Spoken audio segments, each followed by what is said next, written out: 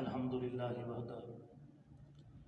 والصلاة والسلام علی من لا نبی بعدہ صاحب التاج والمعراج سید الانس والجنات محبوب رب الارض والسماوات الذي اسمه مكتوب في الانجیل والتوراة ارسلہ اللہ تعالی بالحق بشیرا ونذیرا وداعیا الی اللہ بإذنہ وسراجا منیرا اما بعد فاعوذ باللہ من الشیطان الرجیم بسم اللہ الرحمن الرحیم لقد رضی اللہ عن المؤمنین اذ یبایعونک تحت الشجرة فعلم ما في قلوبهم فأنزل السكينة عليهم وأثابهم فتحا قريبا قال الله تعالى في مقام آخر ربنا وابعث فيهم رسولا من أنفسهم يتلو عليهم آياتك ويعلمهم الكتاب والحكمة ويزكيهم إنك أنت العزيز الحكيم صدق الله العظيم وصدق رسوله النبي الأمي الكريم ونحن على ذلك لمن الشاهدين والشاكرين والحمد لله رب العالمين انتہائی واجب الاحترام قابل صد تکریم و تعظیم معزز علماء کرام عزیز طلباء اعزام، سب سے پہلے خالق کائنات مالک لم یزل رب الارض والسماوات کی بارگاہ میں یہ دعا اور التجا ہے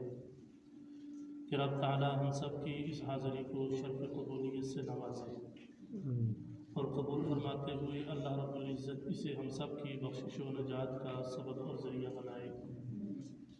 انتہائی مبارکباد کا مستحق ہے وہ طالب العلم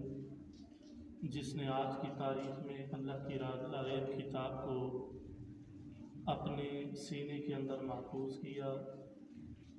اللہ تبارک و تعالی تادم عزیز اس طالب علم کو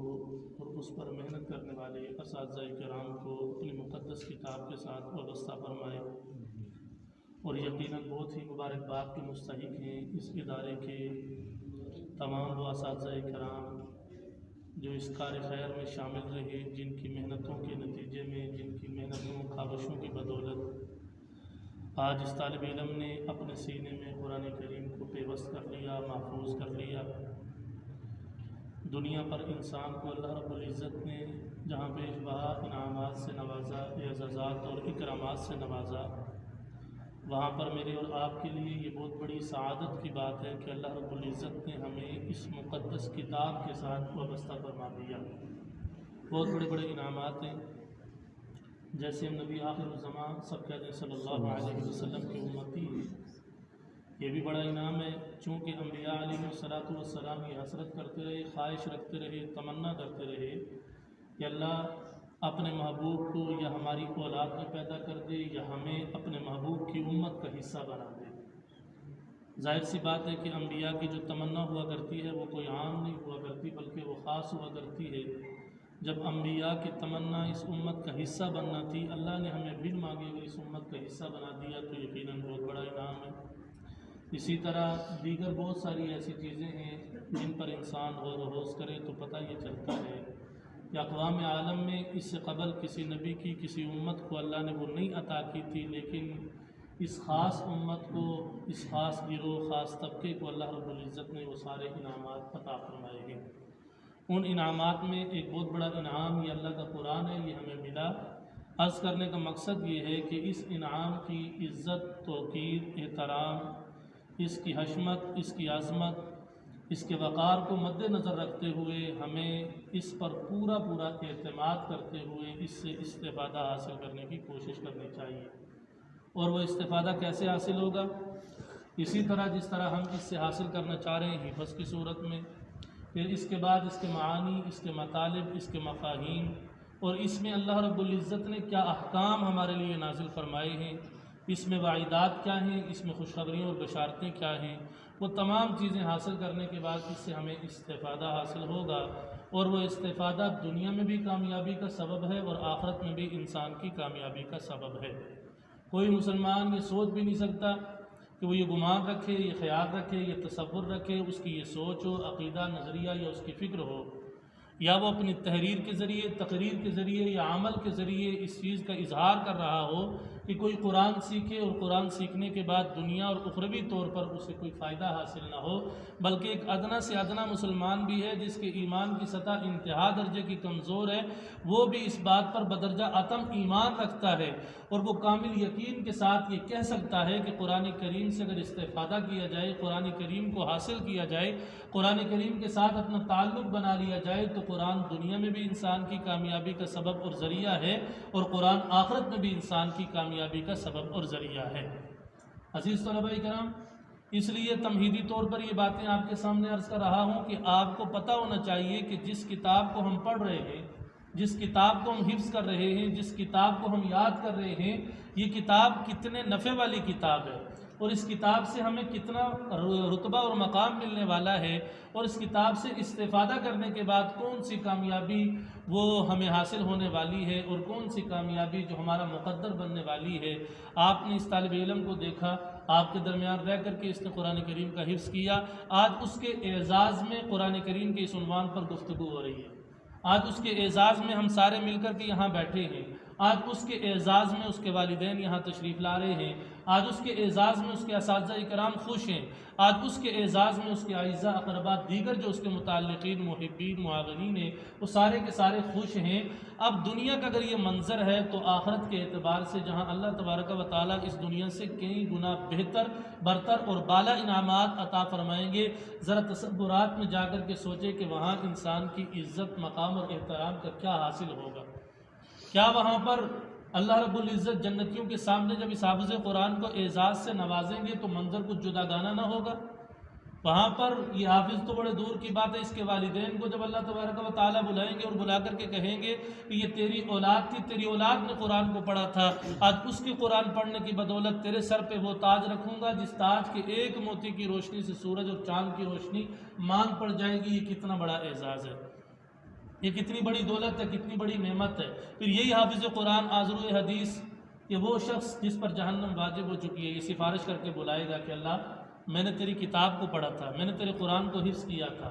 میں نے اس کے حلال کو حلال جانا تھا، میں نے اس کے حرام کو حرام جانا تھا، اللہ میں نے زندگی تیری اس کتاب کے ساتھ وابستہ رہ کر کے گزاری تھی، اس پر اگر جہنم واجب ہے تو میں حافظ قرآن ہونے کی حیثیت سے سفارش کرتا ہوں اللہ اسے جہنم سے آزاد کر اور جنت میں بھیج، اس کی سفارش قبول ہو جائے گی۔ دوسرا، تیسرا، چوتھا، پانچواں، 10 ایسے اشخاص جن پر جہنم واجب ہو چکی ہے، یہ حافظ قرآن ان کے سامنے ڈھال بن کر کے کھڑا ہو جائے گا، کہے گا اللہ میں نے تیری کتاب کے ساتھ زندگی گزاری، میں اس کے ساتھ لازم و ملزوم کی حیثیت سے رہا اور پھر میں نے اس کے حلال کو حلال، حرام کو حرام جانا ہے، میں نے اس سے محبت کی ہے، میرا اس سے تعلق تھا، میری اس سے وابستگی تھی، میرا اس سے پیار تھا، میری اس سے الفت تھی، آج میں ان تمام باتوں کو آپ کے سامنے پیش کر کے ان سب کی سفارش کرنا چاہتا ہوں، اللہ اس کی سفارش کو رد نہیں فرمائیں گے بلکہ اس کی سفارش کو اللہ رب العزت قبول کرتے ہوئے ان سب لوگوں کو جہنم سے آزاد کر کے جنت میں بھیج دیں گے۔ یہ اگر استفادہ دنیا میں ہم حاصل کریں گے تو اس دنیا میں بھی ہمارے لیے عزت ہے اور آخرت میں بھی عزت ہے۔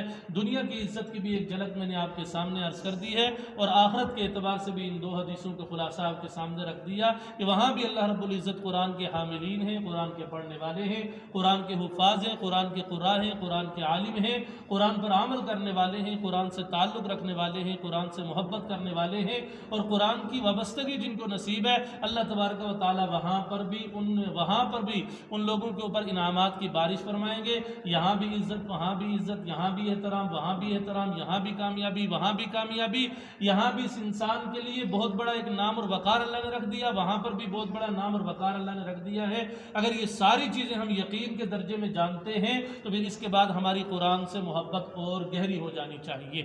یا نہیں ہو جانی چاہیے؟ اگر اس سے پہلے ذوق کم ہے تو اس کے بعد ذوق زیادہ ہو جانا چاہیے، اگر اس سے پہلے شوق کم ہے تو اس کے بعد شوق زیادہ ہو جانا چاہیے، اگر اس سے پہلے اپنے اس کام سے محبت کم ہے تو اس کے بعد اس کام سے محبت زیادہ ہو جانی چاہیے۔ آج سے 23 سال قبل آپ ہی کی طرح میں بھی طالب العلم تھا، زمانہ طالب علمی میں انسان کے دل و دماغ میں مختلف قسم کے خیالات اور تصورات کو گردش کرتے رہتے ہیں، بسا اوقات شیطان انسان کے دل میں وساوس ڈال دیتا ہے، ذہن کے اندر، فکر کے اندر، سوچ کے اندر ایسی باتیں وہ اجاگر ہوتی رہتی ہیں کہ انسان سوچتا ہے میں حافظ بن کے کیا کروں گا، تھوڑے ہیں، میں مولوی بن کے کیا کروں گا، دنیا میں تھوڑے ہیں، میں قرآن سیکھ کے کیا کروں گا، دنیا میں تھوڑے ہیں، یہ سوچ جو انسان کے دل میں پیدا ہوتی ہے، اور بالخصوص ایک طالب العلم کے دل اور دماغ کے اندر جب یہ سوچ پیدا ہو جائے، میں آپ کو اس پر سب سے پہلی یہ بات عرض کروں گا کہ فوراً آپ یہ سمجھ جائیں کہ یہ سوچ، یہ بات، یہ فکر، یہ تصور، یہ گمان دل اور دماغ میں پیوست کرنے والا، ڈالنے والا وہ شیطان لعین ہے، جو اللہ کی بارگاہ سے راندہ درگاہ کیا ہوا ہے، اور وہ لعین مردود وہاں سے دتکارا ہوا ہے، نکالا ہوا ہے، وہ ہمارے دل کے اندر یہ سوچ ڈال رہا ہے تاکہ میں قرآن سے دور ہو جاؤں، شیطان خوش ہو جائے۔ آپ جتنے بھی چھوٹے ہوں، آپ جتنے بھی کمزور ہوں، آپ کے پاس اگر علم بھی نہیں ہے، اس بات کو آپ ضرور جانتے ہیں کہ شیطانی کاموں سے اللہ ناراض ہوتا ہے۔ اگر اللہ والا بندہ اللہ کو راضی کرنا چاہتا ہے تو وہ رحمانی کام کرے گا، وہ کبھی بھی شیطانی کام نہیں کرے گا۔ جب شیطانی کام نہیں کرے گا تو شیطان کی ڈالی ہوئی سوچ کے اوپر بھی کوئی طالب علم کبھی عمل نہیں کرے گا۔ آپ اپنی حیثیت کو پہچانیں، آپ اپنے مقام کو پہچانیں، آپ اپنے مرتبے کو پہچانیں کہ ہم اس کتاب کو پڑھ رہے ہیں، ہم اس کتاب کو حاصل کر رہے ہیں، ہم اس کتاب سے استفادہ حاصل کر رہے ہیں، جس کتاب کو پڑھنے سے، جس کتاب کو سیکھنے سے، جس کتاب کو جاننے سے، اور جس کتاب کو حاصل کرنے سے، جس کتاب سے استفادہ کرنے سے اللہ نے دنیا میں بھی ہمارے لیے عزت رکھی ہے اور آخرت میں بھی ہمارے لیے عزت رکھی ہے۔ اور یہ کتاب پڑھتے پڑھتے اگر آپ دنیا سے رخصت ہو جائیں، یہ کتاب پڑھتے پڑھتے دنیا سے رخصت ہو جائیں تو آپ کا یہ کھاتا یہیں پر بند نہیں ہوگا،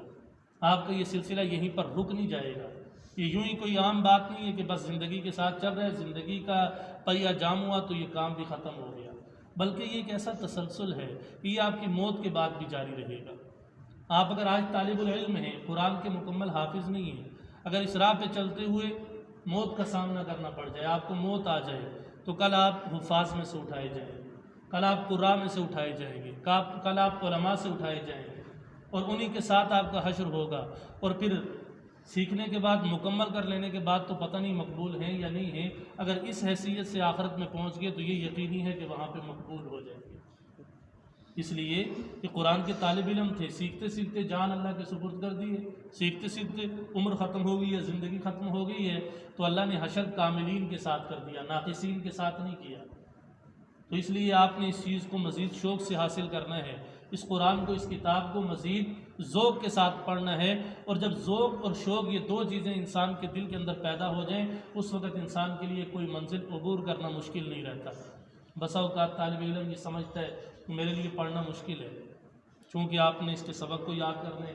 اس کے بعد اگلے مرحلے میں جا کر آپ نے اس کی سبقی کو یاد کرنا ہے، پھر اگلے مرحلے میں جا کر کے آپ نے اس کی منزل کو یاد کرنا ہے، پھر آگے جا کر کے آپ نے یہ سوچنا ہے کہ پختگی ہو، ضبط ہو، اور ایسا قرآن یاد ہو کہ اس قرآن کو بولنے کے امکانات نہ ہوں۔ یہ ساری چیزیں، یہ ساری سوچ لے کر کے آپ چلتے ہیں۔ اگر اس میں آپ کامل بننا چاہتے ہیں، مکمل بننا چاہتے ہیں، مضبوط اور مستحکم بننا چاہتے ہیں، تو آپ کو شوق پیدا کرنا ہوگا، آپ کو ذوق والی زندگی گزارنی ہوگی، اور آپ کو اس قرآن کی اہمیت کو سمجھنا ہوگا۔ جب کسی چیز کی اہمیت کو سمجھ کر اس پہ ایک مثال چھوٹی سی سن لیں کہ انسان کو جب بھوک محسوس ہوتی ہے، بھوک کی شدت محسوس ہوتی ہے، یہ پیٹ میں ہے، لیکن اگر اضطراب کی کیفیت ہو، کھانا نہ ملے، تو آنسو کہاں سے نکلتے؟ آنکھ سے نکلتے۔ اب وہ بھوک کہاں پہ محسوس ہو رہی ہے؟ شکم میں، پیٹ میں محسوس ہو رہی ہے، لیکن آنسو کہاں سے نکل رہے ہیں؟ آنکھ سے نکل رہے ہیں۔ جب دل کے اندر حب پیدا ہوگی، دل کے اندر تڑپ پیدا ہوگی، دل کے اندر محبت پیدا ہوگی، تو یہ قرآن آپ کے دماغ میں محفوظ ہوتا رہے گا۔ جس طرح اس پیٹ میں بھوک محسوس ہوئی تو وہ درد آنکھوں سے آنسو بن کر کے نکلا، جس وقت دل کے اندر قرآن کی محبت پیدا ہوگی، فکر پیدا ہوگی، تو اولاً یہ آپ کے دماغ میں نقش ہو جائے گا، اور پھر یہ دماغ کے اندر نقش ہوگا، اللہ نے انسان کے اندر کا جو ایک روحانی اور باطنی سسٹم رکھا ہے، نظام رکھا ہے، قرآن نے اس سارے نظام کو بیان کیا ہے۔ اب میں بہت دور نکل چکا ہوں تمہیدی باتیں کرتے کرتے، آخری بات اس پہ یہ عرض کروں گا کہ جب وہ ذہن کے اندر نقش ہو جائے گا، دماغ کے اندر محفوظ ہو جائے گا، تو وہ آپ کی زبان سے اس انداز میں نکلے گا جیسے بہتے ہوئے پانی کو آپ دیکھتے ہیں کہ اس کے درمیان میں کوئی رکاوٹ نہ ہو تو وہ روانی کے ساتھ بہتا چلا جاتا ہے، اسی طرح آپ کی زبان سے قرآن روانی کے ساتھ وہ نکلتا چلا جائے گا، اور جو آپ کو امکانات ہوتے ہیں غلطی کے، بولنے کے، سہو کے، نسیان کے، یہ سارے امکانات زائل ہو جائیں گے۔ لیکن اس سے پہلے آپ کو ذوق اور شوق پیدا کرنا ہوگا، محبت پیدا کرنی ہوگی۔ جب دل کے اندر یہ چیزیں پیدا ہو جائیں گی، قرآن دماغ میں نقش ہونا شروع ہو جائے گا۔ جب قرآن دماغ میں نقش ہونا شروع ہو جائے گا تو اس وقت زبان سے کہ بغیر غلطی کے، بغیر اٹکن کے، بغیر رکے، اس تسلسل سے جاری ہوگا کہ آپ پڑھتے چلے جائیں گے، آپ کو دور دور تک یہ اندیشہ نہیں ہوگا کہ قرآن مجھے بول رہا ہے یا مجھے نسیان کا اور سہو کا سامنا ہے، بلکہ ان چیزوں سے ہمیشہ کے لیے آپ کی جان چھوٹ جائے گی۔ لیکن ابتدا پہ جب عمل کریں گے تب انتہا کو پائیں گے، جب ابتدا پہ عمل نہ کیا جائے تو کبھی انتہا کو آدمی چھو نہیں سکتا۔ اس کی مثال بھی سن لیں، اگر یہ عمارت بنی ہوئی ہے، اب اس عمارت کی اگر بنیاد نہ ہو تو کبھی بھی اس کی چھت قائم نہیں ہو سکتی، بنیاد کو مضبوط کریں گے تب جا کر کے چھت قائم ہوگی۔ اسی طرح یہ سوچ، یہ فکر، لگن، یہ ذوق، یہ شوق، یہ بنیاد ہے۔ اگر یہ بنیاد آپ کی مضبوط ہوگی تو آپ کا قرآن مضبوط ہو جائے گا، اگر آپ کی بنیاد مضبوط نہ ہوئی تو آپ کا قرآن مضبوط نہیں ہے۔ اللہ تبارک و تعالیٰ اس حافظ قرآن بچے کا پڑھنا قبول و منظور فرمائے۔ یہ جو ماہ مقدس اسلامی اعتبار سے گزر رہا ہے، یہ ذی الحج کا آخری عشرہ گزر رہا ہے، ذی الحج کا، ساتھ کچھ بولیں، آپ کے ذہن میں چند باتیں ذہن نشین کرنا چاہتا ہوں۔ ذی الحج کا آخری عشرہ گزر رہا ہے، اور یہ ذی الحج کا جو مہینہ ہے یہ قربانیوں والا مہینہ ہے، یہ قربانیوں والا مہینہ ہے۔ یہ چند دن قبل جو آپ نے عید گزاری ہے جسے عید الاضحیٰ کہا جاتا ہے، اس عید کے دن آپ نے دیکھا کہ لاکھوں نہیں کروڑوں جانوروں کی قربانی ہوئی۔ آپ نے اپنی آنکھوں سے اس ماحول کو دیکھا، اس منظر کو دیکھا۔ دنیا بھر میں جہاں بھی مسلمان ہیں، مسلمانان عالم نے اللہ کے نام پر قربانی کی ہے اور جانوروں کو ذبح کیا ہے۔ یہ قربانی حقیقت میں جانوروں سے شروع نہیں ہوئی تھی، جو قربانی کا تسلسل ہم لے کر کے چل رہے ہیں اور سنت ابراہیمی پہ ہم عمل کر رہے ہیں، یہ جانور سے شروع نہیں ہوئی تھی، بلکہ حضرت ابراہیم اور حضرت اسماعیل یہ دو نبی ہیں۔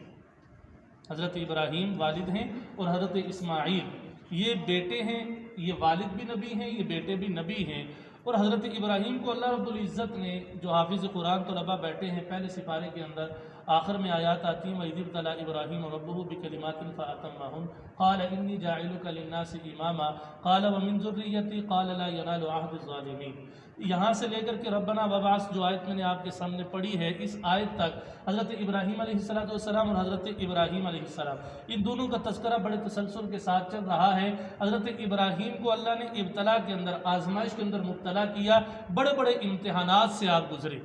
اور گزرتے ایک مرحلہ یہ آیا کہ آپ کو بڑھاپے میں 80 سال کی عمر میں اللہ نے اولاد دی ہے، اور یہ اولاد حضرت اسماعیل اس بیٹے کی صورت میں دی ہے۔ اور یہ حضرت اسماعیل جب 14 برس کی عمر کو پہنچے تو اللہ رب العزت نے اسی بیٹے سے متعلق ایک ابتلا میں ڈال دیا، آزمائش اور امتحان کے اندر ڈال دیا۔ اللہ تبارک و تعالیٰ نے بذریعہ خواب آپ کو حکم دیا، اور انبیاء کا جو خواب ہوتا ہے وہ بھی وحی ہوا کرتا ہے۔ جس طرح نبی علیہ السلام پر حضرت جبرائیل قرآن کی وحی لے کر کے نازل ہوتے تھے، اترتے تھے، قرآن آپ کو سناتے تھے، اسی طرح انبیاء علیہ السلام کا جو خواب ہوا کرتا ہے وہ بھی وحی کی ایک صورت ہوتی ہے۔ حضرت ابراہیم کو خواب کے ذریعے یہ پیغام دیا گیا، یہ امر دیا گیا، یہ حکم دیا گیا کہ آپ کا یہ جو صاحبزادہ ہے، آپ کا یہ جو بیٹا ہے، آپ کا جو یہ لاڈلا ہے، اللہ کے نام پر اسے قربان کر دیجئے۔ بڑا مشکل مرحلہ ہے۔ اگر انسان سوچے تو والدین کی اولاد سے کتنی محبت ہوتی ہے اور اولاد کی والدین سے کتنی محبت ہوتی ہے۔ جانبین سے ایک دوسرے کو کانٹا چبھنا برداشت نہیں ہوتا۔ اولاد نہیں چاہتی کہ میرے والدین کو کوئی تکلیف اور اذیت پہنچے، اور والدین نہیں چاہتے کہ ہماری اولاد کو کوئی تکلیف اور اذیت پہنچے۔ یہ دونوں طرف سے تعلق بڑا مضبوط ہوتا ہے، دونوں طرف سے رشتہ بڑا مضبوط ہوتا ہے، اور دونوں طرف سے محبت بڑی گہری ہوتی ہے۔ اب جب یہ حکم ہوا تو حضرت ابراہیم نے اپنے صاحبزادے سے کہا کہ یوں میں نے خواب دیکھا، اللہ کا مجھے حکم ہے، میں اللہ کے نام پر آپ کو قربان کر رہا ہوں، ذبح کر رہا ہوں۔ حضرت ابراہیم بھی چونکہ نبی، اور حضرت دوسرا نام بھی یاد رکھیں، بولیں حضرت اسماعیل، یہ بیٹے ہیں اور یہ بھی نبی ہیں۔ انہوں نے کہا کہ اللہ کا اگر حکم ہے تو میں اللہ کے حکم پر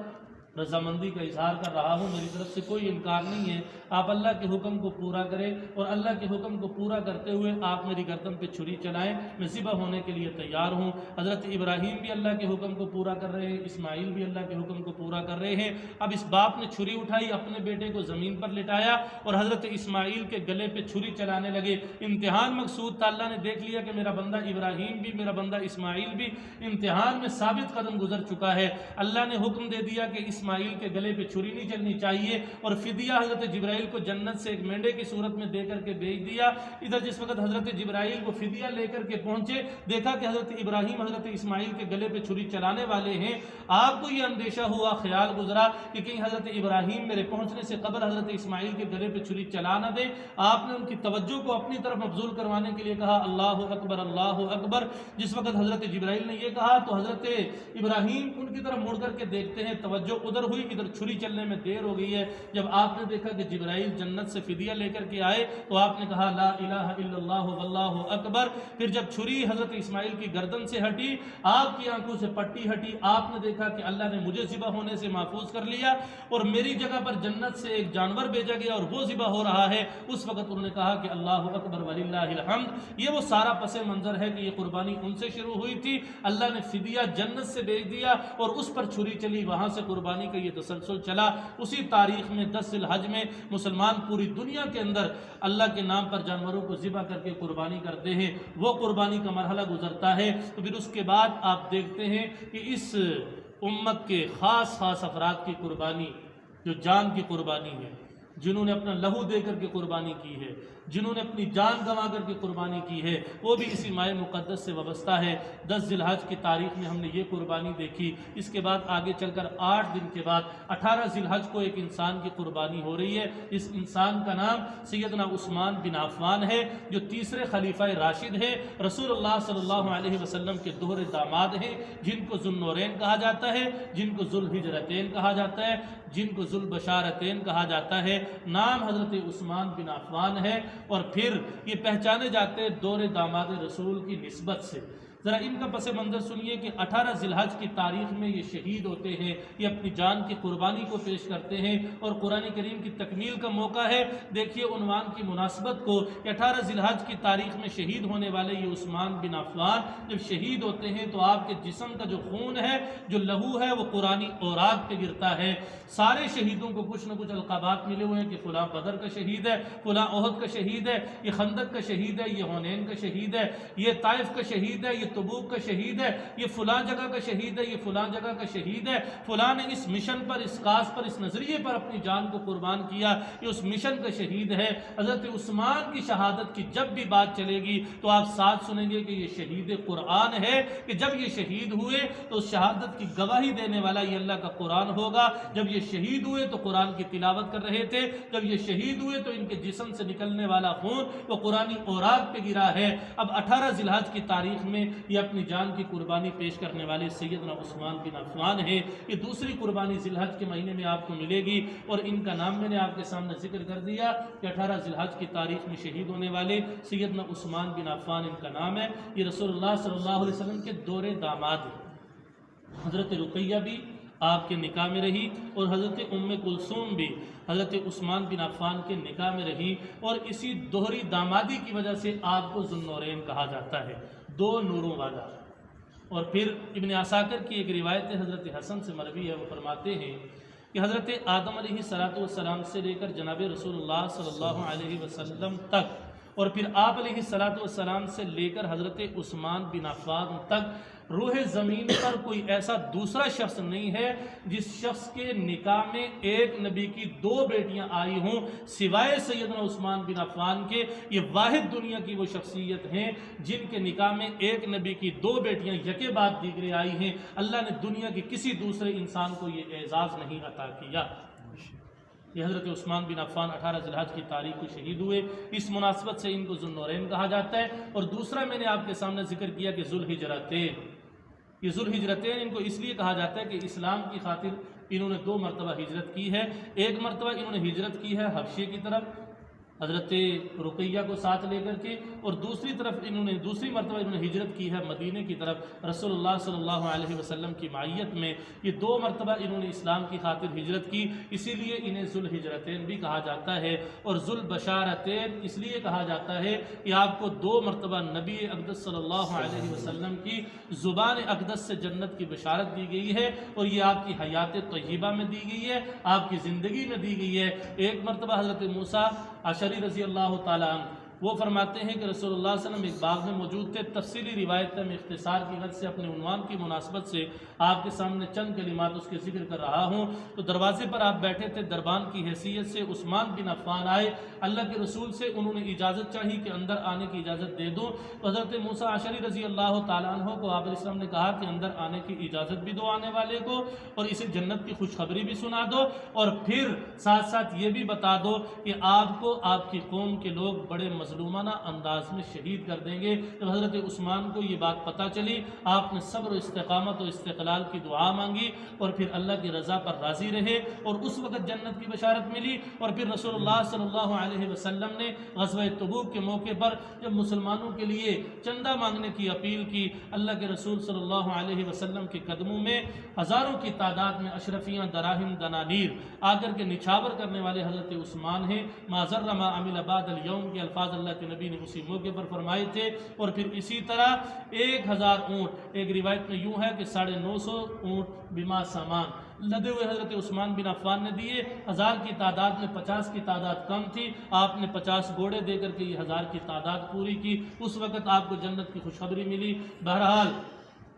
حضرت عثمان بن عفان کو ذو البشارتین اس نسبت سے کہا جاتا ہے کہ اللہ کے نبی نے انہیں 2 مرتبہ جنت کی خوشخبری ان کی حیات میں دی. اور پھر ایک روایت میں یوں ہے کہ اللہ کے نبی ایک پہاڑ پر کھڑے تھے, اس وقت زلزلہ طاری ہوا. آپ علیہ الصلوۃ والسلام نے کہا کہ تو کیوں کانپ رہا ہے؟ ٹھوکر ماری, اور ٹھوکر مار کر کے کہنے لگے کہ تجھ پر ایک نبی, ایک صدیق اور 2 شہید کھڑے ہیں. ان 2 شہیدوں میں حضرت عثمان بن عفان اور حضرت فاروق اعظم یہ تھے. اس موقع پر بھی آپ کو جنت کی بشارت دی گئی ہے, اور مختلف روایات میں مختلف باتیں آپ کو سننے کو, دیکھنے کو, پڑھنے کو ملیں گی. اللہ کے نبی صلی اللہ علیہ وسلم ان صحابہ کرام کو دنیا میں جنت کی بشارتیں سنا رہے ہیں اور جنت کی خوشخبریاں دے رہے ہیں. یہ 3 نام اپنے ذہن میں رکھنے ہیں کہ آپ کو ذو النورین کیوں کہا جاتا ہے, آپ کو ذو الحجرتین کیوں کہا جاتا ہے, آپ کو ذو البشارتین کیوں کہا جاتا ہے. ذو النورین دوہری دامادی کی وجہ سے کہ آپ علیہ السلام کی 2 بیٹیاں یکے بعد دیگرے آپ کے نکاح میں آئی ہیں, اور ذو الحجرتین اس لیے کہا جاتا ہے کہ 2 مرتبہ اسلام کی خاطر آپ نے ہجرت کی ہے, اور ذو البشارتین اس لیے کہا جاتا ہے کہ آپ نے 2 مرتبہ رسول اقدس صلی اللہ علیہ وسلم کی زبان اطہر سے, زبان مبارک سے جنت کی بشارت پائی ہے, اور یہ بشارت پانے کی وجہ سے آپ کو ذو البشارتین کہا جاتا ہے. 18 ذو الحج کی تاریخ میں آپ کو شہید کیا گیا, اور بڑے مظلومانہ طریقے سے شہید کیا گیا. اور یہ آپ جب شہید ہوتے ہیں, شہید ہونے کے بعد آپ کا جو خون ہے, لہو ہے, وہ قرآنی اوراق پہ گرا. قرآن آپ کی شہادت کی گواہی پیش کرے گا. اور پھر یہ بھی روایت ہے کہ جس حال میں انسان دنیا سے جاتا ہے اسی حال میں واپس وہ اٹھایا جاتا ہے. کسی کو کس انداز میں, کسی کو کس انداز میں اٹھایا جائے گا. یہ ایک ایسا انوکھا شہید ہے کہ جب اس شہید کو دوبارہ اٹھایا جائے گا تو اس کے پاس قرآن ہوگا, اور یہ قرآن کے اوراق لہو سے بھرے ہوئے ہوں گے. یہ شہید قرآن کی تلاوت کر رہا ہوگا, اور اس شہید کی شہادت کی گواہی اللہ کا قرآن. یہ کوئی خطیبانہ باتیں نہیں ہیں, یہ محض جملے نہیں ہیں, یہ محض لفاظی نہیں ہے. میں آپ کے سامنے احادیث مبارکہ اور بہت ساری احادیث کا خلاصہ رکھ رہا ہوں. انسان جس حال میں دنیا سے جاتا ہے اس حال میں اٹھایا جاتا ہے. انسان کا جہاں سے خمیر لیا جاتا ہے وہیں پہ انسان کو دبایا جاتا ہے. منہا خلقناکم وفیہا نعیدکم ومنہا نخرجکم تارۃ اخری, یہ قرآن کی آیت ہے. اللہ نے اس مٹی سے ہمیں بنایا, اسی مٹی میں ہمیں واپس پہنچائے گا, اور اسی مٹی سے ہمیں دوبارہ اٹھایا جائے گا. بہت ساری باتیں اور بھی ذہن میں آ رہی ہیں. اختصار کی غرض سے اتنا ضرور سمجھیے کہ حضرت عثمان بن عفان قرآن پڑھتے ہوئے شہید ہوئے, قرآن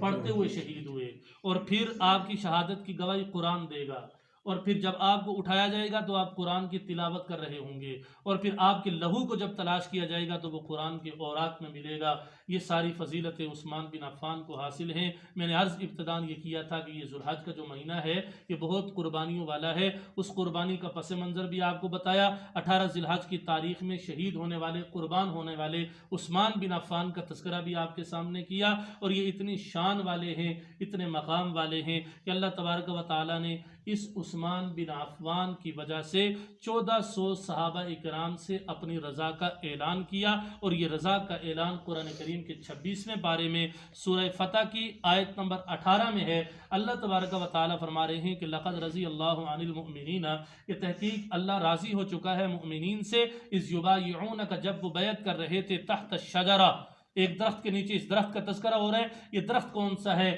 آخری مفہوم کے طور پر خلاصے کی چند باتیں سن لیجئے۔ جن عثمان بن عفان کا آپ نے تذکرہ سنا، جس شہادت کا تذکرہ آپ نے سنا، جس قربانی کا تذکرہ آپ نے سنا، یہ قربان ہونے والا شخص رسول اللہ صلی اللہ علیہ وسلم کا سفیر بن کر کے ایک موقع پر مکے میں داخل ہوتا ہے، اور ادھر سے یہ افواہ پھیلی کہ آپ کو شہید کر دیا گیا۔ جب یہ افواہ پھیلی کہ آپ کو شہید کر دیا گیا، آپ علیہ السلام نے صحابہ اکرام رضوان اللہ تعالی علیہم اجمعین کو ایک درخت کے نیچے جمع کیا اور جمع کر کے بیعت لی ہے، اور وہ بیعت کیا ہے کہ ہم اس وقت تک یہاں سے واپس نہیں پلٹیں گے جب تک کہ ہم اپنے بھیجے ہوئے رفیق کو، ہم اپنے بھیجے ہوئے سفیر کا بدلہ واپس نہ لے لیں۔ آپ علیہ السلام بیعت لے رہے تھے۔ صحابہ اکرام کی تعداد جو احادیث میں اور مؤرخین نے تاریخ کے اندر درج کی ہے وہ 1400 ہے کہ 1400 صحابہ اکرام کو اللہ تبارک و تعالیٰ اس درخت کے نیچے جمع کر کے موت کی بیعت لے رہے تھے، یا ہم اس کا بدلہ لیں گے یا اپنی جانوں کو قربان کر دیں گے۔ اس موقع پر اللہ تبارک و تعالیٰ کو یہ ادا اتنی پسند آئی کہ اللہ نے اس درخت کا تذکرہ بھی قرآن میں کر دیا۔ اس درخت کے نیچے بیٹھنے والے صحابہ اکرام رضوان اللہ تعالی علیہم اجمعین، ان کا تذکرہ بھی قرآن میں کر دیا، اور پھر ان سے جو رضامندی ہے اور رضامندی کا جو اظہار ہے وہ بھی اللہ نے قرآن میں کر دیا۔ اور بہت سارے مفسرین نے یہ نقطہ یہاں پر لکھا ہے کہ اللہ تبارک و تعالیٰ ایک مرتبہ جب راضی ہو جائے، اپنی رضا کا اعلان کر دے، اس کے بعد رب تعالیٰ دوسری مرتبہ اپنے ان بندوں سے ناراض نہیں ہوا کرتے۔ اس نقطے سے یہ بات پتہ چلتی ہے کہ اللہ تبارک و تعالیٰ اس ایک شخص یعنی سیدنا عثمان بن عفان رضی اللہ تعالیٰ عنہ کی وجہ سے 1400 صحابہ کرام سے اس انداز میں راضی ہوئے کہ اس کے بعد اللہ کے ناراض ہونے کا خدشہ ان سے ہمیشہ کے لیے دور ہو گیا، اور اللہ نے ان کے لیے اپنی رضا کا اعلان کر دیا۔ یہ 18 ذوالحج کی تاریخ تھی۔ پھر اسی ماہ مقدس کی آخری عشرے کی 26 تاریخ کو خلیفۃ المسلمین، جن کے اقوال کو موافقات قرآن کہا جاتا ہے، سیدنا عمر بن خطاب فاروق اعظم کے نام سے بھی جانے جاتے ہیں رضی اللہ تعالیٰ عنہ، ان پر حملہ ہوا، آپ کو زخمی کیا گیا۔ اگرچہ کچھ روایات میں ذی الحج میں آپ کی شہادت کا تذکرہ ہے، لیکن جو روایت قابل یقین قابل تقلید ہیں وہ یکم محرم الحرام کی ہیں کہ یکم محرم الحرام کی تاریخ میں آپ کی شہادت ہوتی ہے، لیکن آپ پر جو حملہ ہوا، آپ کو جو زخمی کیا گیا، آپ پر جو وار کیے گئے، وہ اسی ذی الحج کے آخری عشرے میں کیے گئے۔ یہ قربانیوں کی ایک داستان تھی، ایک مناسبت تھی جو آپ کے سامنے میں نے عرض کی ہے، اور قربانی کا جذبہ ہر مسلمان کے دل میں موجود ہونا چاہیے۔ ابتداءً تمہید کے طور پر آپ طلبہ کرام کو میں نے چند باتیں، چند گزارشات جو عرض کی ہیں کہ آپ نے اس انداز میں چلنا ہے، یہ ذوق یہ شوق لے کر کے چلنا ہے، تب جا کر کے کامیابی آپ کا مقدر بنے گی۔ اور پھر کامیابی بھی صرف دنیا کی یا صرف آخرت کی نہیں ہے، بلکہ آپ جس کام سے وابستہ ہیں، آپ جس کام سے جڑے ہوئے ہیں، اور آپ جس چیز کو حاصل کر رہے ہیں، آپ جو استفادہ حاصل کر رہے ہیں، اس میں کامیابی دنیا کے اعتبار سے بھی ہے، آخرت کے اعتبار سے بھی ہے۔ اور پھر کامیابی بھی کوئی ناقص نہیں ہے، بلکہ کامیابی بھی کامل ہے، بدرجہ اتم ہے، وہ دنیا کے اعتبار سے بھی ہے اور آخرت کے اعتبار سے بھی ہے۔ جہاں وہ تمام باتیں آپ کے ذہن نشین ہو چکی ہوں گی، آخری یہ گزارش کروں گا کہ اپنے اندر قربانی کا جذبہ بھی پیدا کریں۔ اس راستے میں چلتے ہوئے قربانیاں دینی پڑتی ہیں، میں یہ سمجھتا ہوں آپ بھی جانتے ہوں گے کہ آسان نہیں ہے گھر بار کا چھوڑنا، آسان نہیں ہے والدین کے پیار اور محبت کو ترک کرنا، آسان نہیں ہے گھر کی آسائش کو، آرام کو، سکونت کو چھوڑ کر کے مدرسے میں شاید کہ وہ گھر سے بہت ناقص اور کمزور سہولیات ہو ان پر گزر بسر کرنا، لیکن یہ قربانی کا ایک جذبہ جب انسان کے اندر پیدا ہو جائے تو وہ پھر کھانے کو یا گھر کی آسائش کو، آرام کو، سکون کو، راحت کو، محبت کو، ان چیزوں کو نہیں دیکھا کرتا، بلکہ وہ بہر صورت اپنی منزل پہ نظر رکھتا ہے۔ وہ کہتا ہے کھانا اچھا ملا یا نہ ملا، بستر اچھا ملا یا نہ ملا، رہائش اچھی ملی یا نہ ملی، میرے سامنے میری منزل یہ ہے کہ میں نے اللہ کی کتاب کو اپنے سینے میں محفوظ کرنا ہے، میں نے ہر حال میں ہر حال سے گزر کر کے اپنی اس منزل پہ پہنچنا ہے۔ جب یہ قربانی کا جذبہ آپ کے دلوں کے اندر موجود ہوگا تو آپ کے راستے کی کوئی چیز رکاوٹ بن کر کے آپ کو قرآن سے دور نہیں کر سکتی، آپ کا تعلق قرآن سے جدا نہیں کر سکتی۔ جب قربانی کا یہی جذبہ لے کر کے قرآن کو اپنے سینے میں محفوظ کریں گے تو اگلے مرحلے میں قرآن کے معانی، قرآن کے مطالب، قرآن کے مفاہیم،